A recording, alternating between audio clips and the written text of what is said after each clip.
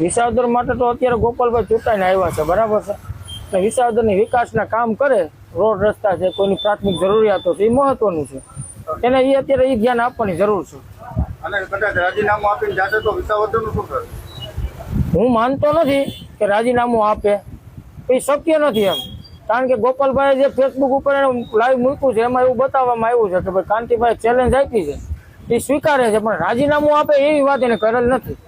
એટલે આવી જ રીતના વારંવાર વિસાવદરના ધારાસભ્યો ગુમાવવાની વારો આવે છે, તો વિકાસના કાર્યોનું શું થશે?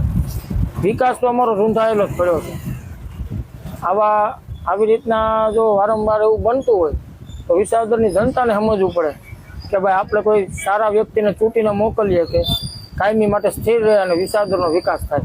હવે જો એ મોરબીથી ચૂંટણી લડે ને મોરબી વહી જાય તો પછી વિસાવદરનું હું એને વચન આપ્યા હતા કે ભાઈ હું વિસાવદરમાં ચૂંટાય તો વિસાવદર રહીશ અને અહીંથી બધું કામ કરીશ, તો પછી અહીંયા કામ કરશે કોણ જો અહીંયા મોરબી વહી જાય? તો વિસાવદરનું તો આમનામ વર્ષોથી લગભગ 17 વર્ષથી આમનામ જ હાલે છે, કોઈ વિસાવદરમાં નવા કાર્ય થતા નથી અને અહીંયા છૂટાય અને પાછા બીજે વૈયા જાય છે, અહીંયા ધણિયાતું જ થઈ જાય છે.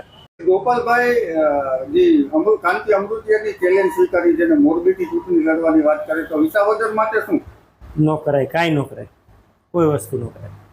શું લાગે છે તમને? ન કરાય, કાંઈ કરાય જ નહીં. આ પ્રજા પછી ફરી જાય, સ્વીકારે નહીં. ગોપાલભાઈને તકલીફ થાય પછી એમ.